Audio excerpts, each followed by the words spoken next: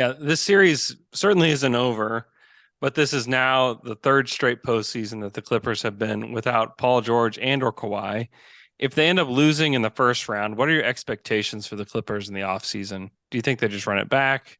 Is Russ going to be around for, next season? I mean, what do they do?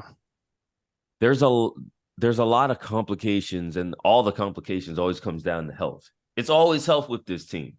Yeah. Okay, like I'm in the arena, I'm like, man, I'm thinking of the fact that Kawhi Leonard, for a full capacity crowd in LA in that arena, he's never been able to play in front of that for a playoff in a playoff environment. When Kawhi got hurt, he tore his Oh yeah. ACL in 2021 game 4. That was a limited capacity crowd.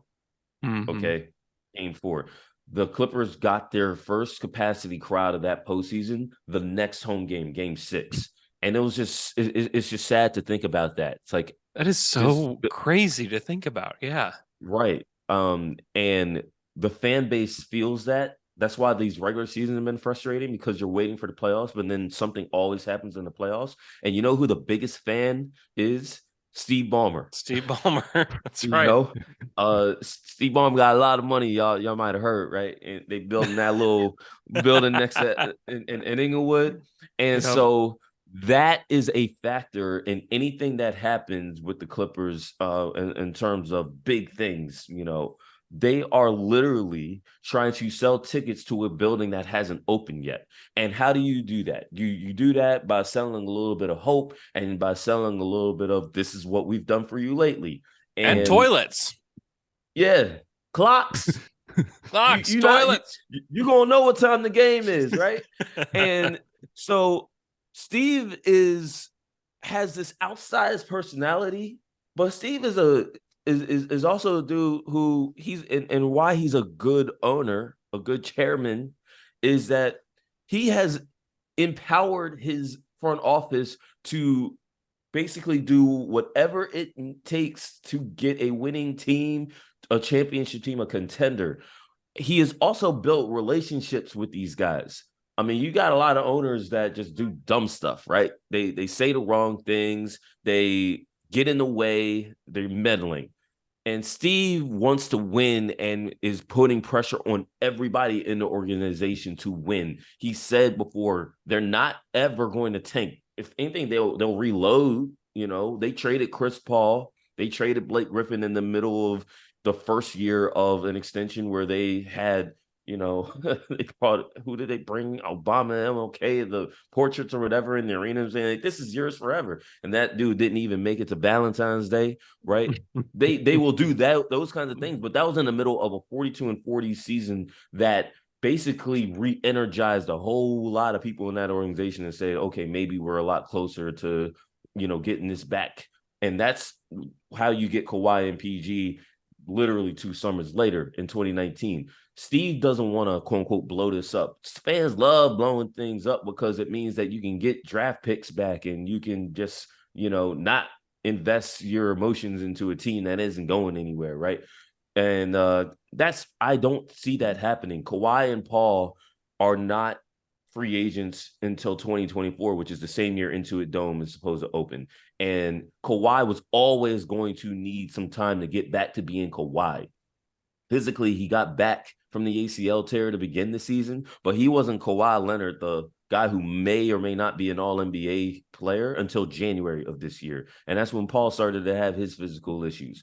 And now you got both of those guys who thankfully aren't dealing with injuries that are going to compromise the start of next season. They can start next season the way they started Toronto Lou's first season when they came out the bubble and were one of the best teams in the NBA. I think that is what you bank on. You couldn't realistically do that this year, regardless of all the high expectations coming into the year, because they were thinking, hey, we're going to get healthy guys back that barely played last year. That's not how it works. It takes time to build that continuity and the chemistry. I think you've learned that the hard way this year, and maybe this offseason, the front office knows we can't have a decrepit starting lineup, guys who were cooked because they had to do too much while Kawhi and Paul was out the previous year. I know that's a lot. Y'all are just expecting me to be like, hey, like they're just gonna blow it up. Nah, I can't say they're gonna blow it up. If T. Lue Yeah. wants to coach his, and I think the more I get the feeling, I think Tehran wants to give this thing one more go. You're going to get one more shot with Kawhi and Paul under team control. And the front office knows we can't have too many of the same type of guys. And can't have too many of the older guys who are just, they just are past their prime. They need to reconfigure the support for Kawhi and Paul and give this thing one last good shot before they're trying to enter the new building. Given how he's played with the team since being signed, do you think Russ could be a part of that future? Right, and that's the complicated part. They got Russell Westbrook on a buyout, right? He was going to get paid his money because the Jazz bought him out of his deal after the Lakers traded him. The Lakers traded for Russell Westbrook while he was on a max contract that he signed in Oklahoma City. And the version of that player, combined with the fact that the Lakers put an incompetent roster around Russ and those two stars, Anthony and LeBron, and the fact that they had a head coach in Frank Vogel who was a lame duck, wasn't supported by the Lakers organization despite winning a championship. And Frank's always been a defensive first coach. Frank does not have the offensive imagination to make up for a substandard roster with no bigs, no shooters. How are you going to do that around Russ? Around two stars and AD and LeBron, who their weakness, if there's any, is they don't shoot the ball at a high level outside the paint. It just doesn't make sense. So Russ came to a team and a head coach and a star group that was going to support his ability to produce at an acceptable level again. And it was a benefit to not have to give up any of the players to do that, which is what the Clippers would have had to do if they wanted to trade for Kyrie Irving or Fred VanVleet or Mike Conley or D'Angelo Russell, right? Now you're going into the offseason, you're probably not going to get Russ back on a minimum deal. They're probably going to let the market dictate what's going to happen. You're not going to say, hey, we're going to give Russ $10 million just because. I mean, that's probably a foolhardy way of doing business. But Russell Westbrook wants to stay in LA. He's going to be a 16-year guy next year. Russell is going to definitely want to stay with a coach who has empowered him with stars who will support him no matter what Russ is doing.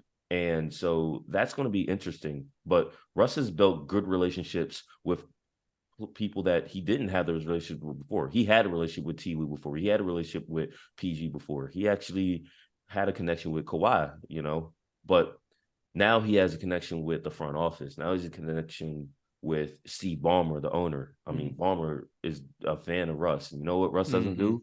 Russ doesn't miss games.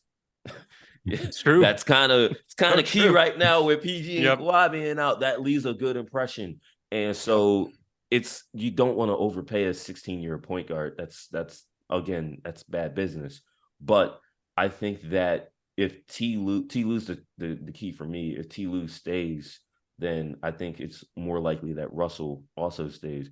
If T. Lue's not there for one reason or another, then I think you have to it's a toss-up because not everybody can coach Russell Westbrook.